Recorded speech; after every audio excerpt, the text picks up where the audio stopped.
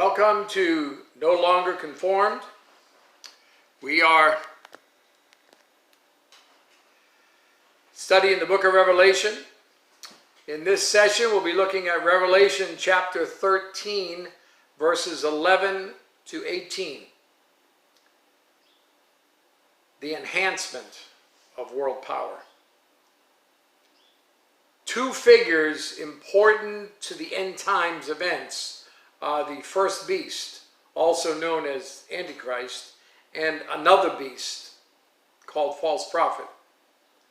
Look at chapter 16 and verse 13 for a moment. It says, "And I saw three unclean spirits like frogs coming out of the mouth of the dragon, out of the mouth of the beast, and out of the mouth of the false prophet." And then move ahead to Revelation chapter 19 and verse 20. "And then the beast was captured, and with him the false prophet, who worked signs in his presence, by which he deceived those who received the mark of the beast, and those who worshipped his image. These two were cast alive into the lake of fire, burning with brimstone." And then in Revelation 20, verse 10, "The devil who deceived them was cast into the lake of fire and brimstone, where the beast and the false prophet are, and they will be tormented day and night forever and ever." The appearance of the second beast, verse 11. "Then I saw another beast coming up out of the earth, and he had two horns like a lamb and spoke like a dragon." Out of the sea is a political leader from the masses, but out of the earth is a religious leader from the pit. Look at verse 7. "When they finish their testimony, the beast that ascends out of the bottomless pit will make war against them, overcome them, and kill them." A lamb is a masquerade of a Christ figure. With two horns versus 10 horns, it means lesser power. But don't be deceived. He spoke like a dragon. So what's the aim of the second beast, the false prophet? Well, the second beast, the false prophet's responsibility is to promote the worship of the first beast, Antichrist. It's not to bring attention to himself, but to promote worship of the first beast, Antichrist. His power is as great in function as the first, but his power is only used in interest of him. Verse 12, "And he exercises all the authority of the first beast in his presence, and causes the earth and those who dwell in it to worship the first beast, whose deadly wound was healed." You see, Satan's goal has never changed. He presents a masquerade of the eternal Trinity of God. The dragon, Satan, is like God the Father.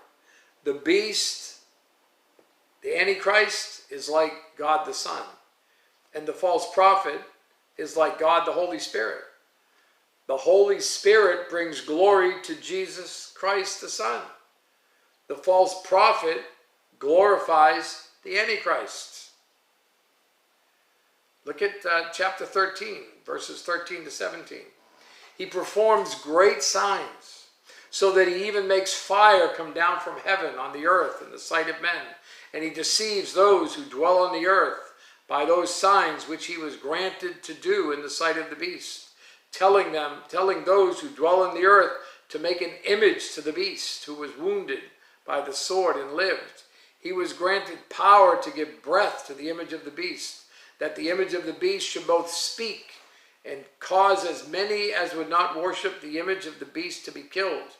He causes all, both small and great, rich and poor, free and slave, to receive a mark on their right hand and on their foreheads, and that no one may buy or sell except one who has the mark or the name of the beast or the number of his name. Here is wisdom.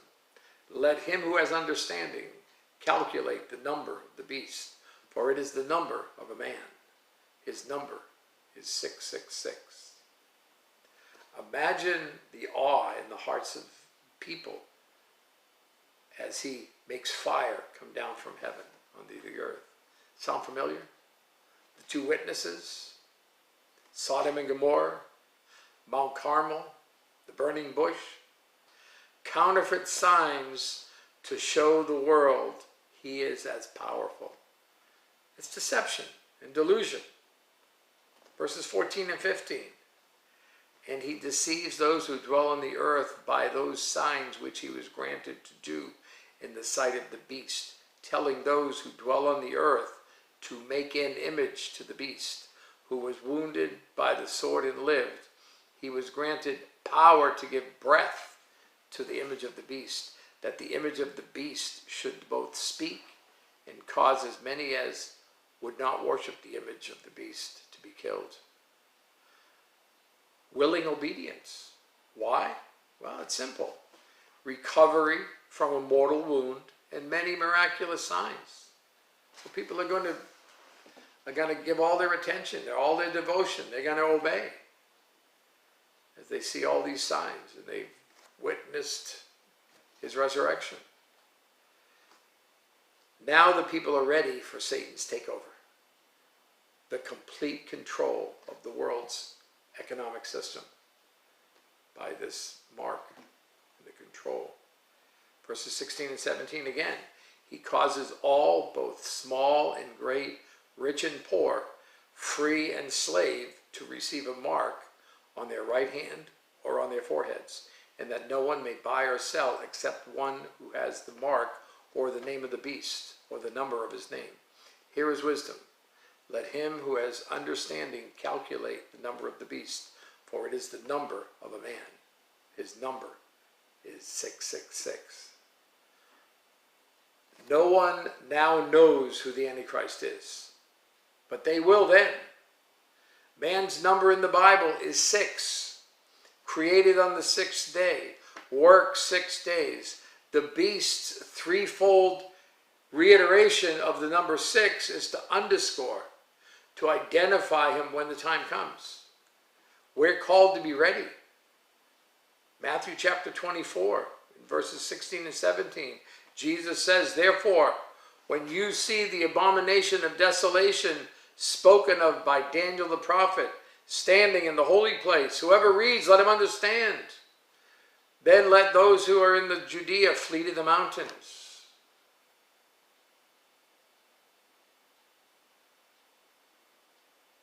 It's all clear. Satan is going to set up this system so that he can rule the earth. He can rule everyone on the earth and do it by everyone having this mark and controlling their ability to purchase or not based on that mark. You have a great day.